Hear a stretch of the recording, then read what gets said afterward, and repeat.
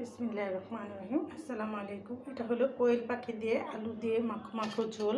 আর এই কোয়েল পাখি দিয়ে আলু দিয়ে মাখো মাখো ঝোল কীভাবে রান্না করলাম সম্পূর্ণটা আপনাদের সাথে শেয়ার করব। না টেনে চলুন দেখি।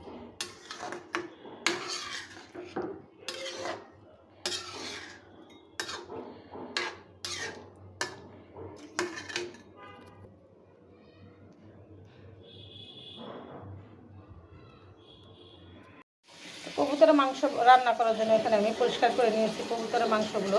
রান্না করবো হলো কোয়েল পাখির মাংস। এখানে আমি কোয়েল পাখির মাংসটা নিয়ে নিয়েছি। আর এখানে নিয়েছি পেঁয়াজ কুচি, মরিচ বাটা, হলুদ বাটা, আদা রসুন বাটা। তো আমি কী কী মশলা নিলাম আর কীভাবে রান্না করি সম্পূর্ণটা আপনাদের সাথে শেয়ার করব। না টেনে দেখতে থাকুন।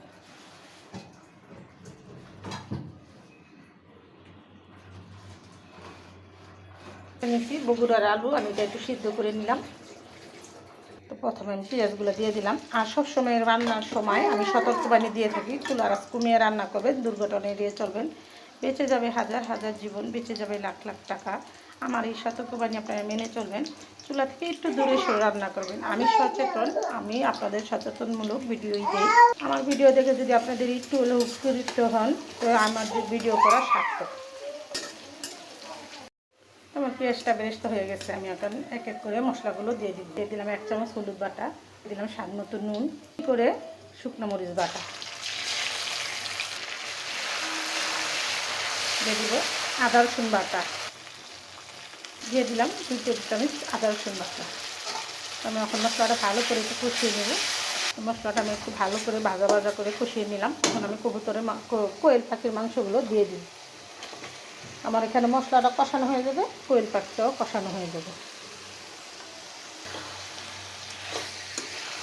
একদম মায়ের হাতের রান্না। আমার মা এরকম রান্না করতো, আমি সেই রান্নাটাই করি। মা দাদি চাচিরা যেই রান্নাটা করতো আমি এরকম হালকা মশলা, অল্প মশলা, তেল মশলা দিয়ে রান্না করি সবসময়। আপনাদের সাথে সেটাই শেয়ার করি।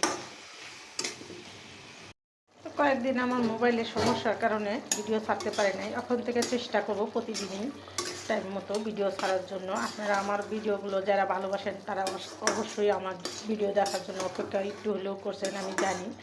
আমার ভিডিওগুলো যারা ভালোবাসেন তাদের উপলক্ষে করে বলছি, সবাইকেই বলছি যে আমার তো ওরকম অ্যাবিলিটি নাই যে আমি একটু বেশি টাকা দিয়ে একটা ভালো মোবাইল কিনবো। আমি একটা পুরানো সেট কিনছিলাম, এটা সমস্যা দেখা দিচ্ছে, তার জন্য আপনাদের কয়েকদিন আমি ভিডিও দিতে পারিনি।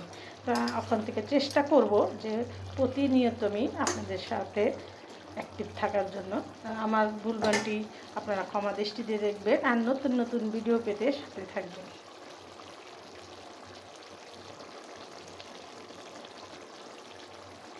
তো কোয়েল পাখির মাংসটা এখানে কষানো হয়ে গেছে। আমি এখন আলুগুলো দিয়ে দিব। আমি হালকা মশলা দিয়ে সবসময়ই রান্না করি, আমি তেল মশলাটা একটু কম দিই। তো আপনাদের সাথে সেটাই শেয়ার করি। অনেকের রান্না দেখি অনেক সুন্দর সুন্দর, অনেক ভালো করে মশলা বেশি করে দিয়ে রান্না করে। তো আমার রান্নায় আমি সবসময় তেল মশলাটা একটু কমই ব্যবহার করি। আপনারা চেষ্টা করবেন একটু তেল মশলাটা কম খাওয়ার জন্য, স্বাস্থ্যের জন্য অনেক উপকার তেল মশলা কম খাওয়া। আমার মাংসটা কষিয়ে নিয়ে আমি আলুটা দিয়ে দিলাম। এখন দিয়ে দেবো একটু শাহি গরম মশলার গুঁড়ো।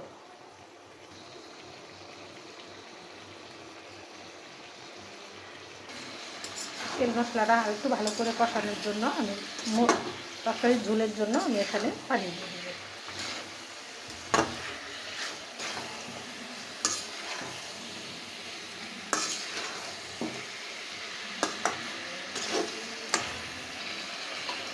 তো আমার ঝোল দেওয়া হয়ে গেছে। আমি এই রান্নাটা আরও 10 মিনিট করব, দেখতে থাকুন। আমার হয়ে গেল এখানে কোয়েল পাখির মাংসটা মাখো মাখো ঝোল করে রান্না করলাম। আর আলু দিয়ে রান্না করছি তো ঝোলটা ঘন হয়ে যাবে। তো আমি এখানে আর একটু শাহি গরম মশলাগুলো দিয়ে 2 মিনিট রান্না করব। আর রান্নার মধ্যে আমি কী কী মশলা উপকরণ কী কী দিলাম সম্পূর্ণটা আপনাদের সাথে শেয়ার করছি। না টেনে দেখবেন। আর এরকম সুস্বাদু কোয়েল পাখি দিয়ে আলুর ঝোল রান্না করে একবার হলেও খেয়ে দিবেন। খেতে কিন্তু অসাধারণ স্বাদ। আর নতুন নতুন ভিডিও পেতে সাথেই থাকবেন। তো আমি ভিডিওটা আর বড় না করে এখানে রেখে দিলাম। আসসালামু আলাইকুম।